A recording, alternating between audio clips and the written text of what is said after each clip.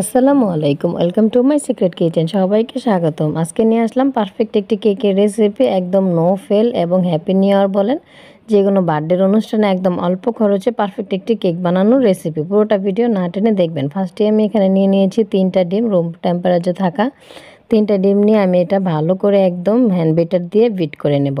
আপনাদের হাতে যদি হ্যান্ড বিটার না থাকে তাহলে আপনারা চাইলে কাঁটা চামচ দিয়ে বা হ্যান্ড উইচ দিয়েও ভালো করে ফোম করে নিতে পারেন, একটু টাইম বেশি লাগতে পারে। এরপর যে আমার এটা ফোম করা হয়ে গেছে, এখন আমি দিয়ে দেবো একটি মেজারমেন্ট কাপ দিয়ে 1 কাপ পরিমাণ তেল এবং 1.5 কাপ পরিমাণ চিনি। সেম কাপটা দিয়ে আমি সব কিছু মেপে মেপে দিব, যার কারণে এই কাপটা মনে রাখতে হবে আমি কোনটা কতটুকু পরিমাণ দিয়েছি। এটা দেওয়া হয়ে গেলে আবারও হ্যান্ড বিটার দিয়ে চিনিটা আমি একদম গলিয়ে ভালো করে ফোম করে মিক্সড করে নেব। আশা করি আমার ভিডিওটি দেখে বানালে একদম অল্প খরচে বানিয়ে সবাইকে সারপ্রাইজ দিতে পারবেন। নিজের হাজব্যান্ড বলেন, বাচ্চার বার্থডে বলবেন, সবাই খেয়ে একদম ফিদা হয়ে যাবে। তো এখানে আমি সেম কাপে নিয়ে নিলাম এখানে 2 কাপ পরিমাণ ময়দা এবং দিয়ে দিলাম এখানে 2 টেবিল চামচ পরিমাণ কোকো পাউডার। এটা বাজারে কিনতে পাওয়া যায়। এবং সিক্রেট একটি জিনিস, সেটা হচ্ছে গিয়ে ইনো। এর আগে কখনো কেউ কেকের মধ্যে ইনো দিয়েছেন কিনা জানি না। পারফেক্ট একদম নো ফেল একটি কেকের রেসিপি বানাতে গেলে অবশ্যই ইনোটা দেওয়ার চেষ্টা করবেন। আর দিয়ে দিলাম আমি এখানে হাফ চামচ পরিমাণ বেকিং পাউডার এবং একটি গুঁড়া দুধের প্যাকেট। 10 টাকা দিয়ে কিনে জাস্ট হয়ে যাবে। সব কিছু মিক্সড করে অবশ্যই ভালোভাবে চেলে নিতে হবে। তো যে কোনো কেকের মধ্যে এই মিশ্রণটা যদি চেলে নেওয়া হয় তাহলে ডোটা অনেক বেশি সুন্দর হয়, একদম কেকটা খুবই সফট হয়।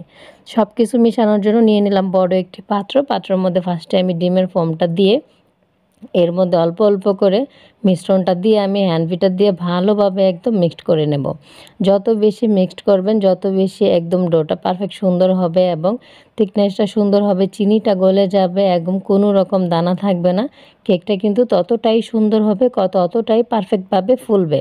আশা করি আমার ভিডিওটি দেখে যদি আপনারা বাসায় ট্রাই করেন কোনো রকম ফেল হবে না এবং অল্প বাজেটে অল্প খরচে সুন্দর একটি পারফেক্ট বার্থডে কেক বলেন, হ্যাপি নিউ ইয়ার উপলক্ষে বলেন, যে কোনো উপলক্ষে এরকম একটি কেক বানিয়ে একদম সারপ্রাইজ করে দিতে পারবেন এবং অনেক বেশি মজা এবং টেস্টি একটি কেকের রেসিপি। আর যারা চকলেট ফ্লেভার পছন্দ করেন তারাই কোকো পাউডারটা ইউজ করবেন, যারা পছন্দ করেন না তারা না দিলেও হবে।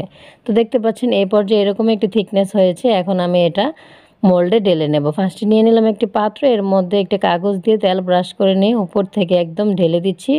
ঢেলে দিয়ে আমি এটা একটি পাত্রে চুলায় তৈরি করব কেকটি, কোনো রকম ওভেন ছাড়া মাত্র 40 মিনিটের মধ্যেই হয়ে যাবে। চুলার আঁচটা একদম লোতে রেখে আমি বড় একটি পাত্রে এর মধ্যে দিয়ে দিলাম। উপর থেকে ঢাকনাটা বন্ধ করে ঢেকে দিয়েছি। আধা ঘন্টা কি 40 মিনিটের মধ্যে দেখতে পাচ্ছেন কেকটা ফুলে একদম ডাবলের 3 ডাবল হয়ে গেছে। এত বেশি ফুলবে আমি নিজেও ভাবি নাই। ইনোটা দিলে কিন্তু একদম পারফেক্টভাবে ফুলে। তো গরম গরম আমি কেকটা 3টা ধাপে কেটে নিয়েছি। এই পর্যায়ে চলুন একটি চকলেটের লেয়ার তৈরি করি। ফার্স্টে দিয়ে দিলাম হাফ কাপ পানি, এর মধ্যে দিয়ে দিলাম একটা গুঁড়ো দুধের প্যাকেট এবং অল্প একটু বেকিং পাউডার দিয়েছি আমি এর মধ্যে, যেন থিকনেসটা সুন্দর হয়। এবং এর মধ্যে দিয়ে দিলাম স্বাদ মতো চিনি, মিষ্টিটা আপনাদের স্বাদ মতো দিবেন, এবং 1 চামচ পরিমাণ কোকো পাউডার দিয়ে সব কিছু মিক্সড করে এর মধ্যে আমি অ্যাড করব চকলেটি ফ্লেভার আসার জন্য একটি চকলেট এবং কিছু নিয়েছি ছোট ছোট চকলেটি বিস্কিট। এটা আমি উপরে গার্নিশের জন্য করব। আপনাদের যদি চান ডেইরি মিল্ক চলের বা যে কোনো ব্ল্যাক চকলেট এর মধ্যে দিলেই হবে এবং চকলেটি ফ্লেভারটাও পাবেন এবং দেখতেও খুব সুন্দর হবে, খেতেও খুব টেস্টি হবে। তো ফার্স্টে আমি চকলেটের লেয়ারটা খুব বেশি গাঢ় করি নাই, পাতলা পাতলা লিখেছি যেন আমার এখানে সুগার এসেন্সের কাজটাও হয়ে যায় এবং চকলেটের লেয়ারটাও পাওয়া যায়। এখানে আমি এর মধ্যে দিয়ে একদম ধাপে ধাপে সবগুলো উপর থেকে দিয়ে আমি সাজিয়ে নিচ্ছি। যদিও আমি প্রফেশনাল কেক বানানো জানি না, পারি না, কিন্তু আমার মতো করে আমি ট্রাই করেছি। এই কেকটা বানানো হয়েছে একজনের বার্থডে উপলক্ষে আমাদের বাসারই পাশের। আমি অবশ্য 2 জনে মিলে আমরা বানিয়েছি।